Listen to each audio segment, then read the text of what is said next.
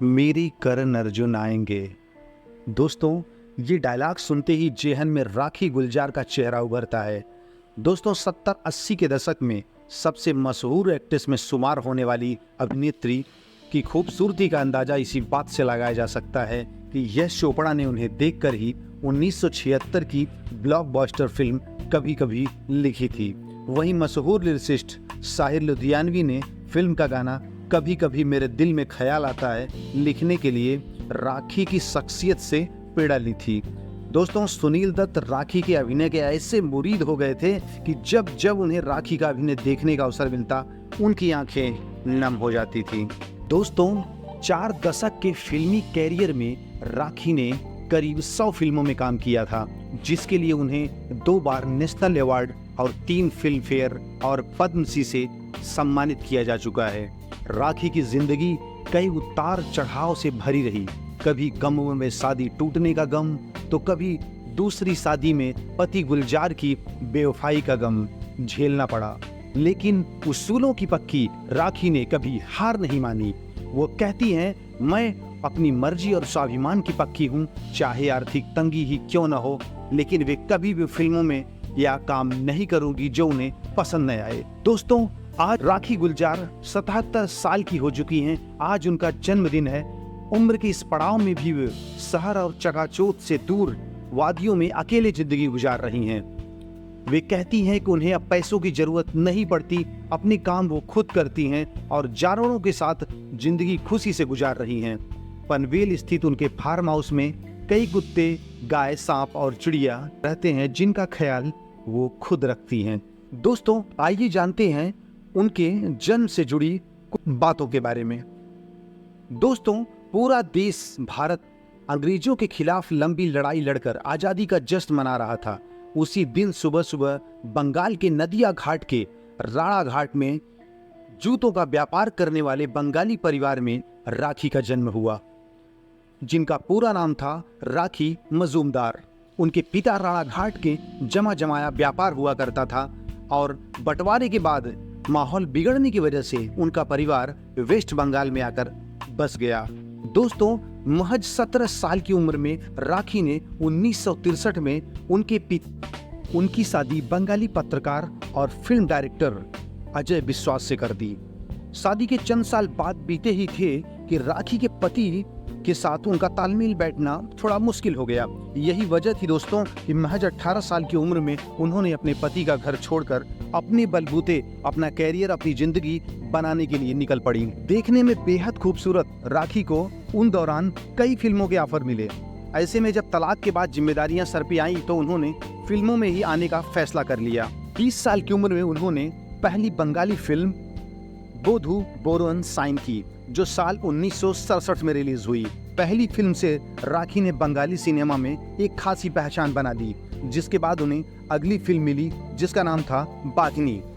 दोस्तों, राखी के अभिनय में वो आकर्षण था कि रीजनल सिनेमा की फिल्म करके भी उन्होंने राजश्री प्रोडक्शन के फाउंडर ताराचंद बड़जात्या का ध्यान अपनी ओर खींच लिया। ताराचंद बड़जात्या ने उन्हें हिंदी फिल्म में काम करने का ऑफर दिया और उनकी फिल्म का नाम रखा मृत्यु। मृत्यु में उन्हें कास्ट कर लिया गया, जिसमें उनके हीरो धर्मेंद्र थे। 1970 में रिलीज हुई ये फिल्म राखी के लिए मील का पत्थर साबित हुई। उनके पास सुबोध मुखर्जी की फिल्म शर्मिली, सुनील दत्त की रेशमा और शेरा और भी कई बड़ी बड़ी फिल्में उनकी झोली में आने लगीं। फिल्म रेशमा और शेरा में राखी को सुनील दत्त के साथ जगह मिली। इस फिल्म में उन्होंने एक विधवा की भूमिका निभाई थी। राखी के अभिनय में इतनी सच्चाई, इतनी असलियत थी कि सेट पर मौजूद हर शख्स भावुक हो गया। दोस्तों, तो इस तरह से राखी ने अपने कैरियर की शुरुआत में ही कई हिट फिल्में देनी शुरू कर दी। लगातार हिट पर हिट फिल्म देते हुए 70 के दशक में राखी ने खुद को बतौर एक्ट्रेस स्थापित कर लिया था। इसी बीच मशहूर गीतकार गुलजार, जिनका पूरा नाम है संपूर्ण सिंह कालरा, राखी की खूबसूरती से मोहित हो गए। उम्र में उनसे 11 साल बड़े होने के बावजूद गुलजार साहब ने एक रोज राखी को शादी का प्रस्ताव दे दिया। राखी ने भी बिना सोचे समझे झट से शादी के लिए हामी भर दी।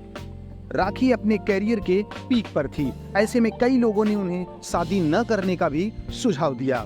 हालांकि उन्होंने किसी की नहीं सुनी। गुलजार साहब ने राखी से शादी करने की एक शर्त भी रखी थी कि ये थी कि शादी के बाद राखी फिल्मों में काम नहीं करेंगी और परिवार संभालेंगी। लेकिन राखी का मानना था कि गुलजार साहब का दिल कभी न कभी जरूर बदलेगा। आखिरकार 1973 में राखी ने गुलजार साहब से शादी कर ली और फिल्मी जगत को अलविदा कह दिया और उन्होंने अपना सरनेम राखी मजूमदार से राखी गुलजार भी कर लिया। समय बीता और शादी के बाद फिल्मों से दूर होने का फैसला राखी को खलने लगा।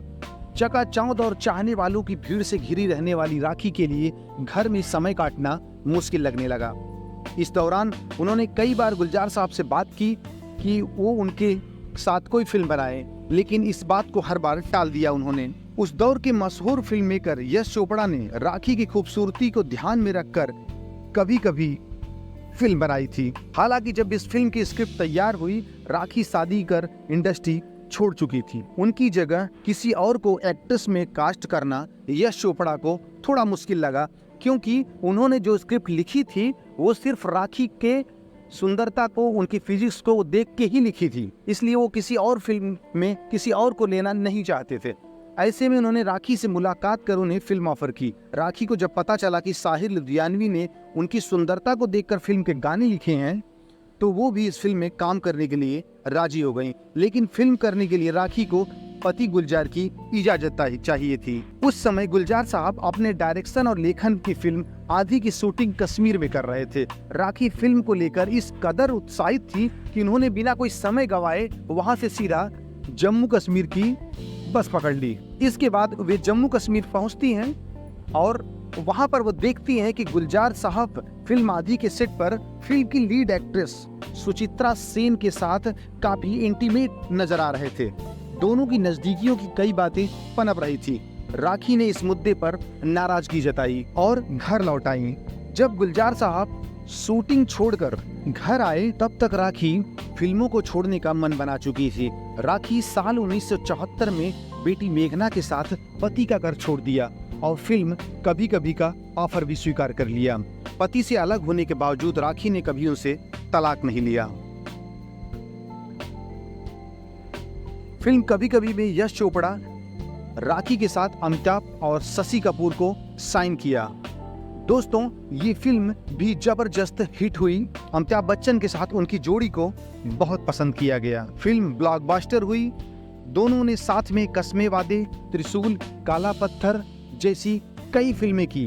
दोस्तों, इसके साथ ही राखी गुलजार ने राम लखन, बाजीगर, बादशाह और कई सारी हिट फिल्मों में काम किया। उन्होंने 4 दशकों तक हिंदी सिनेमा में अपना योगदान देने के बाद अब राखी गुलजार मीडिया से और चकाचौंध वाली भरी इस बॉलीवुड की दुनिया से बिल्कुल अलग रह रही हैं।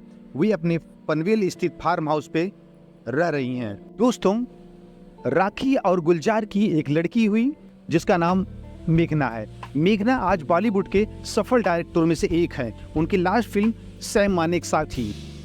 मेघना बहुत ही टैलेंटेड और युवा डायरेक्टर हैं। दोस्तों, ये रही राखी की जीवनी और उनसे जुड़ी बातें। दोस्तों, वीडियो कैसा लगा हमें कमेंट करके बताइए। हमारे चैनल को सब्सक्राइब कीजिए। जय हिंद, जय भारत।